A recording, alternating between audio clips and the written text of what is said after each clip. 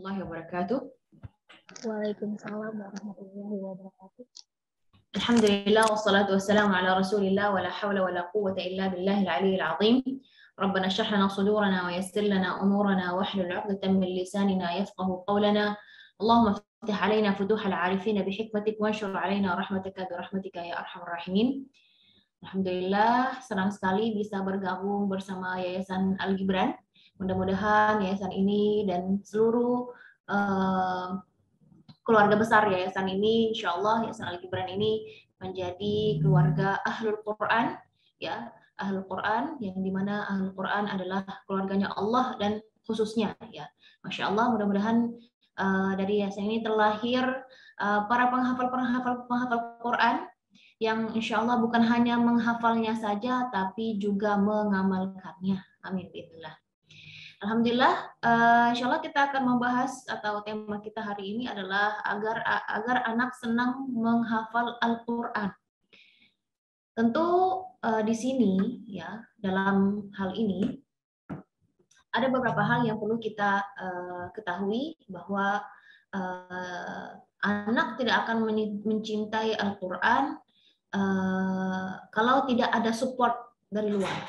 Karena apa? Karena memang ya di atas. Pokoknya saya di sini. Apa di atas aja semua? Ya.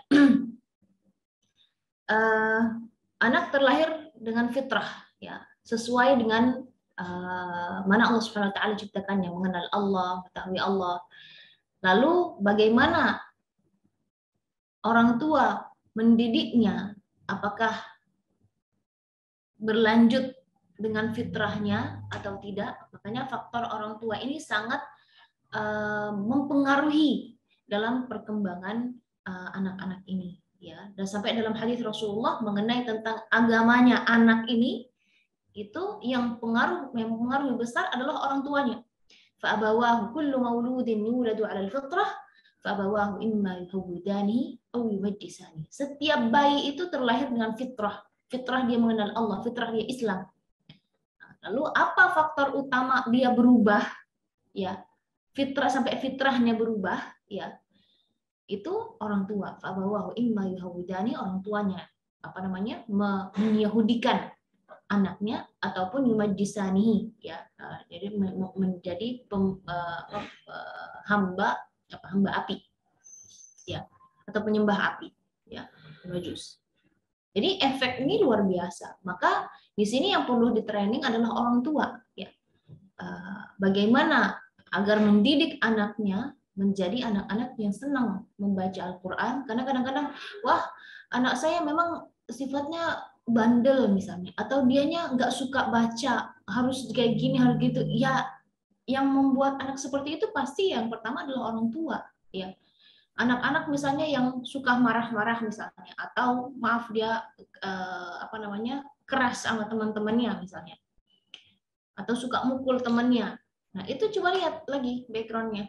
Di rumah mungkin barangkali ada salah satu orang tua atau anggota keluarga, ya, ada adik anggota keluarga yang seperti itu. Maka pentingnya sebelum kita mendidik anak kita, maka orang tua harus mendidik diri sendiri, ya, mensolehkan, istilahnya mensolehkan diri sendiri. Bagaimana dalam Al-Quran pun sudah mencontohkan di perjalanan Nabi Musa alaihissalam dan Al-Khidr alaihissalam, di mana sampai Allah Subhanahu wa Ta'ala menjaga harta anak yatim. Kenapa? Karena orang tuanya adalah orang tua yang saleh. Nah, dalam tafsir, ya, bahwa wakana abuhuma salihah, dan ayahnya atau orang tuanya yang saleh ini diartikan, bisa dimaknai dengan orang tua kandung, langsung bapaknya, atau bisa jadi kakeknya, ya, kakek-kakeknya. Makanya kan tidak heran ketika misalnya ada mungkin orang tuanya bukan alim ulama, tapi kok anaknya alim. Coba tuh lihat di riwayatnya, silsilahnya, di nasabnya. Mungkin pasti ada yang ada yang keturunan, ada dapat keturunan dari kakeknya, dari ibunya lah, dari bapaknya dan lain sebagainya. Bisa diteliti, bisa dicari, ya pasti ada ada yang orang soleh di situ. Jadi wakana abuhuma shalih. Jadi kalau kita pengen anak-anak kita mencintai Al-Qur'an, maka orang tuanya terlebih dahulu harus mencintai Al-Qur'an.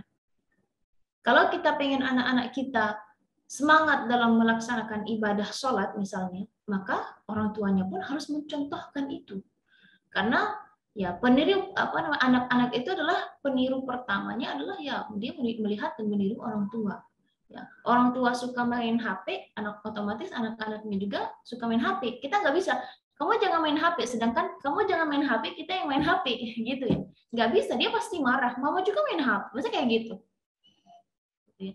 Subhanallah. Jadi ya, kalau kita pengen anak-anak kita menghafal Al-Quran, ya kita usahakan kita terlebih dahulu, ya kalau misalnya masih terbata-bata, kita belajar untuk bagaimana memperbaiki bacaan kita.